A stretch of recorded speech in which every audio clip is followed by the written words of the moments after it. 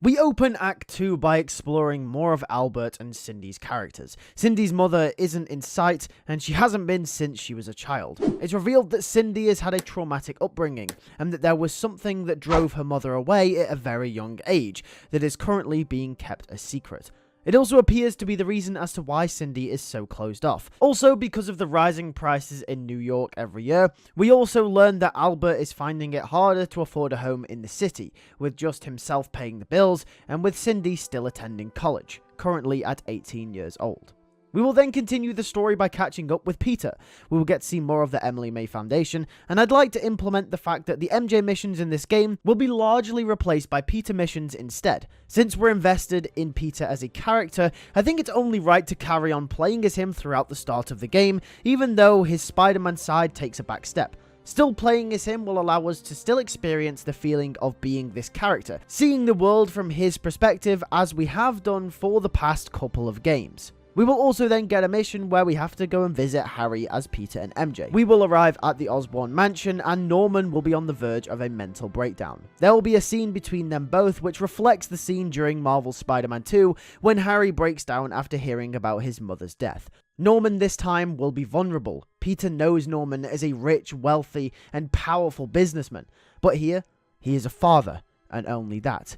Even though Peter wanted to take a back step from being Spider-Man to focus more on his home life with Mary Jane, we also get a slight hint at an underlying reason as to why he took a back step as well. He feels resentment to what he did to Harry, and to see him in that state cements this even more. He believes that because of the symbiote and the way that he had a massive part to play in Harry's downfall means that he is a bad Spider-Man. And Peter doesn't believe that he can keep the city safe as he used to, thus why he is trying to thrust Miles forward into being the main Spider-Man. He believes that if he was to carry on being Spider-Man, he could potentially lose MJ in the same way that he lost Harry. Being Spider-Man has consequences, and it hurt him for the very, very last time. So yes, he wants to take a step back to focus on Mary Jane, but the way that his friendship, his relationship with his best friend took a hit because of the actions that Peter made, has made him realize that maybe being Spider-Man isn't all that it's meant to be. He believes that Miles is to be the successor, the one that could do what Peter could not.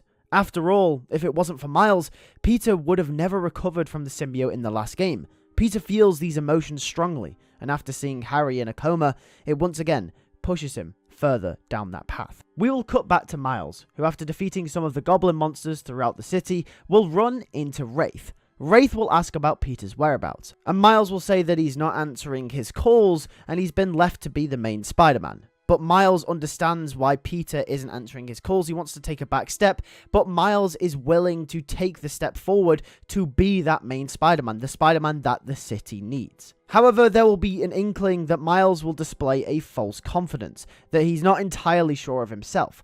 We will be taken on a side story with Wraith, where we will chase down a lead of crimes where banks and stores are being robbed at lightning fast speeds, and they have no idea why. This mission will lead to Wraith and Miles catching the perpetrator.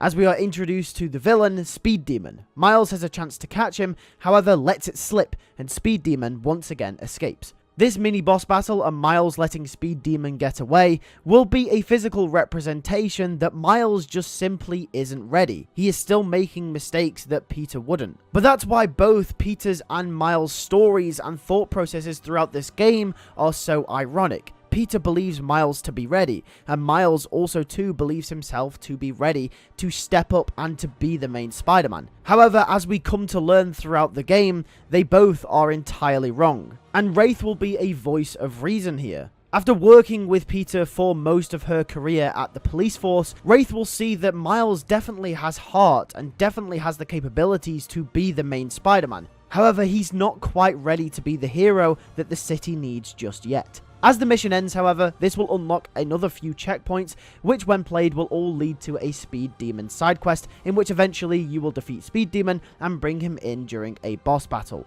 Either way, the introduction to this side quest will feed into Miles' main arc throughout this game, that he still needs Peter and he isn't ready to take the whole city on by himself just yet. We will then cut back to Norman, who can't seem to figure out a cure for Harry, when he realizes that there is one man that could help him, Otto Octavius. At this point in the game, Norman will go to see Otto to ask for help, saying that he will do anything to help his son and that he will not lose him. Otto will smirk as we see it in his eyes. Everything is slowly playing into his hands. Otto says that he will help Norman with the cure on one condition. Norman will say anything. He will do anything for him. Otto will tell him to bring Spider-Man to him, alive. Norman's anger for the Spider-Man during the end of the last game, fueled already, gives him the all-needed motivation on top of the desperation to cure his son that he needed. He will tell Otto with pleasure. Otto will sit back down in his cell as Norman wanders off to devise a plan to capture one or maybe both of the Spider-Men in order to bring his son back. Norman will return to Oscorp as he runs into one of the main investors, however. He will tell him that he missed a very important meeting today and asks where has he been. During this interaction, Norman will say that he had important business to attend to. However, the investor will snap back, saying that it's not good enough and that the company is breaking down to its last legs because of him. 2 quarters in a row, there has been a net loss of $100 million in profits. Norman is losing his grip on what's important. Norman says that he can't speak to him that way, and he will have him out of the company's shares in no time. But the investor claps back, saying Norman needs to be careful. The board has a right to appoint a new CEO, and tells him to buckle his ideas up. He storms off, leaving Norman furious. Not only will this scene provide a reason for Norman to be all the more furious and to be all the more fueled by his anger, but this will also show that Norman isn't as powerful as we once saw him in Marvel's Spider-Man 1. He is really losing the grip over Oscorp and over his business. His power is slowly fading, and we will get to see this happen and play out in real time in this game. We had hints about this during part 1, while we'll actually get to see it play out in this part as well. When certain investors, like in this scene, won't be scared of him anymore, because what Norman is doing is damaging his reputation. However, this leaves Norman angry, leading back to his initial anger towards the Spider-Men. He blames them. This is all their fault. We get the sense that Norman can't handle his own emotions, and he is easily led by blaming other people. But how can he capture at least one of them?